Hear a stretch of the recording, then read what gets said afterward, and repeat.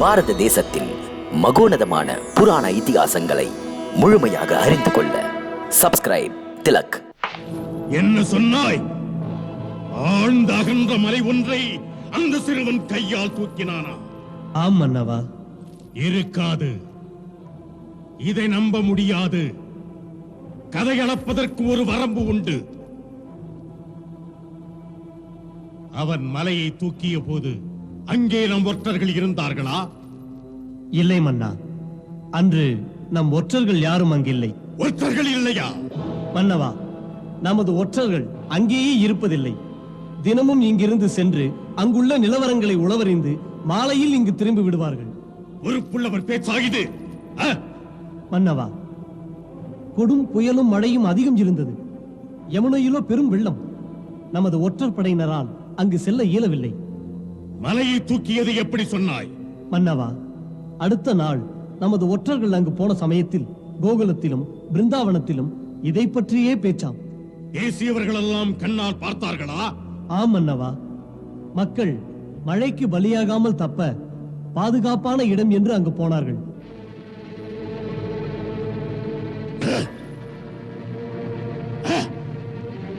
சாணூரா, கம்சன் இதுவரை சந்தித்த தோல்விகள் எத்தனையோ.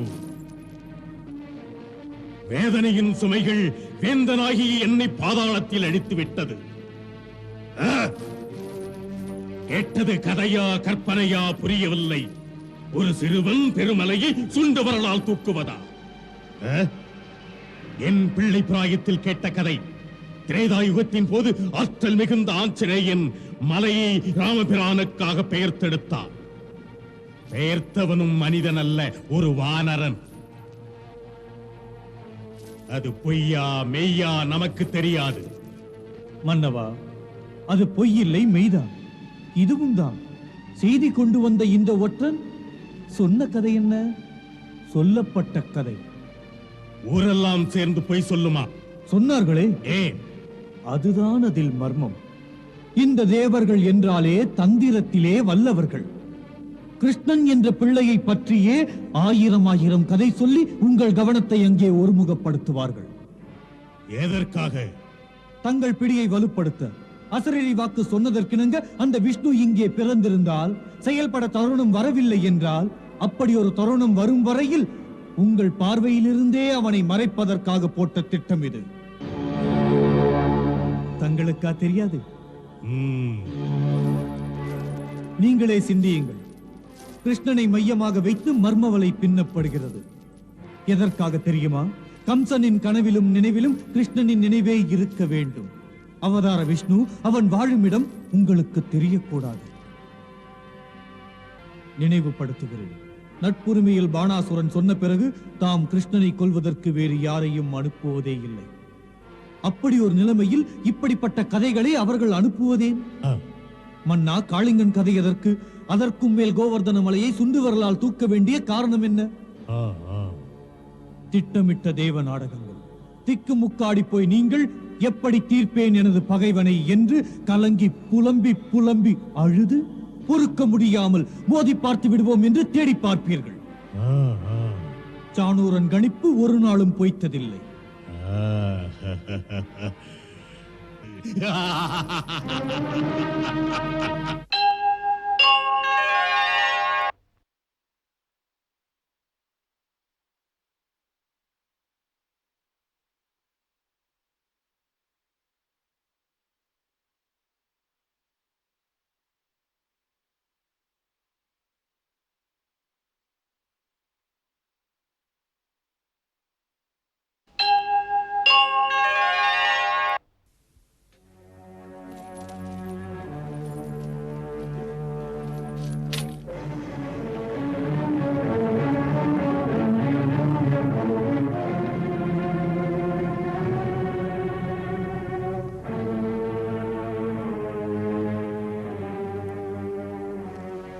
சாணூரன் சொல்வது உண்மைதான்.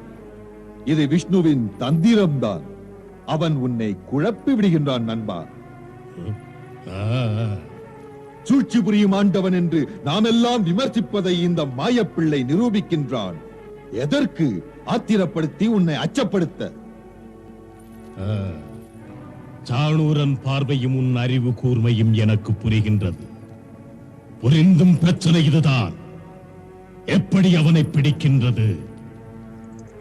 ஒளிந்து கொள்ளும் கலையில் அவன் நிபுணனாயிற்றே. நாராயண நாராயண நாராயண நாராயண நாராயண. கண்ணுக்கு தெரிந்தும் கூட காண முடியாதது போல் கண்களை ஏமாற்றிக் கொள்வது அறியாமை என்பதா அல்லது அலட்சியம் என்பதா? வாருங்கள் நாரத முனிவரே, வாருங்கள். அனைத்தும் உணர்ந்த தாங்கள் அழைக்காமலே வந்த காரணம் என்ன? மன்னாதி மன்னா, அன்பு தூண்டியது, அதனால் வந்தேன். நல்லது முனிவரே, உட்காருங்கள்.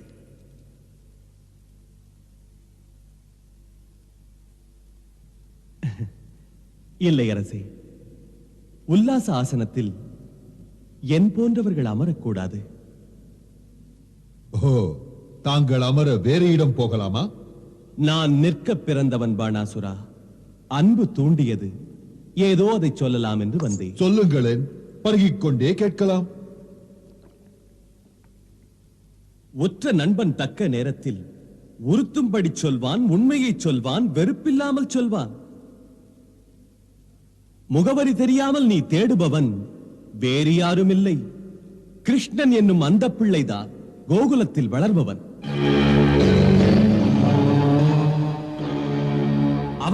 அவன்தான் அவனை பற்றித்தான் அஷ்டபுஜ தேவி அன்று உனக்கு எச்சரித்தாள், உன்னை கொல்பவன் எங்கோ வளர்கிறான் என்று. நாரதரே, எனக்கு அன்போடு சொல்ல வந்தது இதை பற்றித்தானா? இதற்காகத்தான். பாவம், ஞாபக குறைவு தங்களுக்கா, இல்லை இதை சொல்ல நேரம் இல்லையா? என்றாவது எப்படியாவது உன்னை பேரழிவிலிருந்து காப்பாற்றலாம் என்ற நினைவு வந்தது. கம்சன் அழியக்கூடாது என்று முனிவருக்கு திடீர் பாசம் பிறந்து விட்டது. ஆம், இதுவரை தெரியாது கானம் பாடும் உங்களுக்கு கள்ள மனம் உள்ளதென்று. நாரதனுக்கு கள்ள மனம் இல்லை கம்சா. எல்லோரும் இன்புற்றிருக்கவே இந்த முயற்சி. அதற்காக அரச மாளிகையில் நுழைந்தே அன்பு மொழி சொல்ல விழைந்தேன். சந்தேகிக்காதே, அச்சப்பட்டு நீ அல்லல் படுவதை விவேக கண்ணால் பார்த்தா நல்லது. அச்சந்தான் அழிக்க முடியாத பேருண்மையை பார்க்க விடாமல் உன்னை தடுக்கிறது. மன்னவா, சிந்தித்துப்பார், சீர்தூக்கிப்பார். சொல்ல முடியாத அற்புதங்களை அந்த பிள்ளை செய்தானே, அது ஒரு சாதாரண மானிடன் செய்யக்கூடியதா?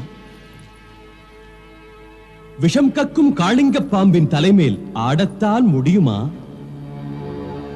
கோவர்த்தன மலையையே யாராவது சுண்டு விரலால் தூக்கத்தான் முடியுமா? மனிதனால் முடியாது.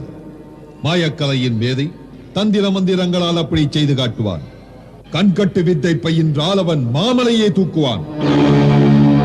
இது மாதிரி செப்படி வித்தைகள் சூமந்திரக்காளிகள், தெருவோரத்து சூன்யக்காரர்கள், தாந்திரீகம் படித்தவர்கள் செய்வது.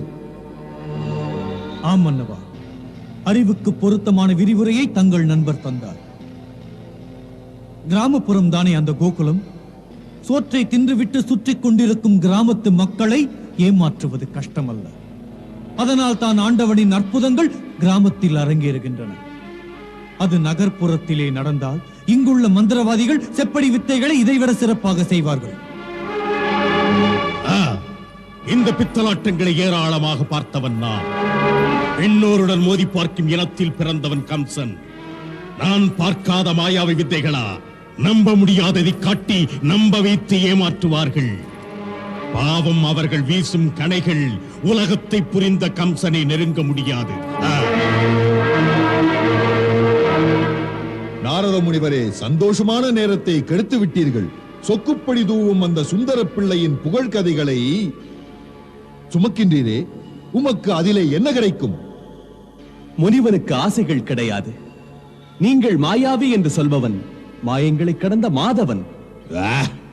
தெய்வத்தை உண்மையாக உணர்ந்து அகந்தையை மறந்து குழந்தை போல் அவனை நம்பினால் உனக்கு நல்லது. நம்பினால் என்னாவது? நம்பினால் நல்லது. நல்லதா? ஆம் கம்சா, அன்பு எனும் ஆண்டவனிடம் அடங்கிவிடு. நித்தம் நித்தம் உன்னை செத்து பிழைக்க வைக்கும் அச்சம் உன்னை விட்டு நீங்கும். இந்த வேதனை நீ வாழ தேவகியின் பிள்ளைகளை வெட்டி வெட்டி வீழ்த்தியதால் வந்தது. இந்த பயம்தான் பிஞ்சு பிஞ்சு குழந்தைகளை உன் மரணத்தை நிர்ணயிக்க வந்த மரண தூதர்களாக நினைக்க வைத்தது. இந்த பயம்தான் தங்கை என்றும் பார்க்காமல் அவள் ஈன்றெடுத்த பிள்ளைகளின் பச்சை ரத்தம் குடிக்க உன்னை தூண்டியது. அச்சம் என்பது அந்த மரணத்திலும் கொடியது. இதைத்தான் நான் சொல்ல வந்தேன். ஆம் அரசே, உச்சி மீது இருப்பவன் தான் உலகத்திற்கு வந்திருக்கிறான். எவனாயிருந்தாலும் அவனை நாடினால் வாழ வைத்து வளர வைத்து அவன் அளவிற்கு உயர்த்துவான். முனிவரே, எப்படி இதை நாங்கள் நம்புவது? கம்சனை உங்கள் இறைவன் கண்டவுடன் அவன் கருணை நெஞ்சே கல்லானால் ஏனாகாது, பகை அங்கும் இருக்கிறதே. அப்படிப்பட்ட நிலையில் கம்சன் அங்கு போனார் என்றால் கருணையா கிடைத்துவிடும். அச்சப்படும் எங்களுக்கு நாரதரே தங்கள் பதில்? அச்சத்தை ஒழிப்பவரே அதற்கும் வழி சொன்னார். உன்னிடம் அதைத்தான் சொன்னேன். தான் என்ற எண்ணத்தை கிள்ளி எறிந்துவிட்டு கம்சன் என்னிடம் வந்தால் அவன் பிழைகளை மன்னிப்பேன் என்றார். போதும், ஏமாற்றும் திட்டம் புரிந்து விட்டது. கம்சமன்னா, புரிந்து கொண்டிருப்பாயே, விஷ்ணுவே நியாயவானாக நடிப்பதற்கு நாரத முனிவரை நம்மிடம் தூதனாக அனுப்பியிருக்கிறான். எப்படி சொல்லி அனுப்பியிருக்கிறான்? ஆளும் மன்னவன் அனாதையாக தன் படைகளின்றி தன் பலத்தை காட்டுகின்ற ஆயுதங்கள் எதுவுமின்றி ஒரு இழிந்த பிறவியை போல தலை குனிந்து கைகளை குவித்துக் கொண்டு அவன் சன்னிதானம் போய் நிற்பதாம். கபட வேடதாரியை இவர் கை கொடுக்கும் தெய்வம் என்கிறார். மோசக்காரன் விஷ்ணு என்பது கம்சனுக்கும் தெரியும். பாணாசுரா, முனிவரை அனுப்பியதே இந்த நாரதரை இதற்கு முன் அனுப்பாமல் இருந்து இன்று அனுப்பியதே, அதில் தானே சந்தேகம்? அதுதான் சந்தேகம் மன்னா. முனிவரின் நல்லுரைக்கு பின்னால் நஞ்சிருக்கிறது. அரிய பெரிய நாடகத்தை நடத்துகிறான் மிக அற்புதமாக. அந்த கிருஷ்ணன் என்ற பிள்ளைதான் நமக்கு பகைவன் என்று. அதனால் தான் நம் கவனமெல்லாம் அந்த கள்வனிடமே செல்லுகின்றது. உண்மை பகைவன் எங்கோ மறைவாக சுகமாக வாழ்கிறான். வாழ்பவனுக்கும் திடீரென்று ஒரு அச்சம் வந்துவிட்டது. கம்ச மன்னன் தேடும் முயற்சி வென்று விடுமோ என்று. கம்ச மன்னனின் படைகள் தன்னை சுற்றி வளைத்து விட்டால் என்ன ஆவதென்று. மன்னா, அதனால் தான் நாரதர் இங்கு வந்தது. வாய் இனிக்க பேசி தங்களை மயக்குவது. பாவம், தவறான ஆளை அனுப்பிவிட்டான். நாரதர் சொன்னதை சொல்லும் கிளிப்பிள்ளை. அவருக்கு தூதனுக்குரிய பேச்சு திறமை, தெளிந்த பார்வை, துணிந்த நெஞ்சம் எதுவும் கிடையாது. இவர் தூது வந்ததை பற்றி பேசாமல் புத்திமதி சொல்வதேன்? அதுவும் அடங்கிப்போ என்று. நல்ல மொழி சொல்ல வந்தாராம், நாம் ஏற்றுக்கொள்ள வேண்டுமாம். கம்சா, அவர் சொன்னபடி நீ ஆயுதங்களை எறிந்துவிட்டு அனுதாபத்திற்குரியவனை போல கைகளை குவித்துக் கொண்டு தலை குனிந்து இவர் சொல்லும் இடத்திற்கு போய் நில். எழுதப்பட்ட உன் விதி திருத்தப்பட. ஏன் முனிவரே, இதுதானே உங்கள் கருத்து? பிரபுவை சந்திப்பதற்கு இதுதான் ஏற்ற முறை. உன் பார்வையை மூடுகின்ற அகந்தை, அதை தூண்டி விடுகின்ற உன் சுயநல பெருமைகள் உன்னிடமிருந்து அகன்று கை குவித்து உணர்வு பூர்வமாக அவன் முன். அது சரி, ஒரு தூதுவர் இப்படியெல்லாம் பேசுகிறார் என்றால் அவருக்கு அரசியலில் பேரென்ன நாரதரே? என்ன? முட்டாள். முட்டாள் அல்ல, மகா முட்டாள்.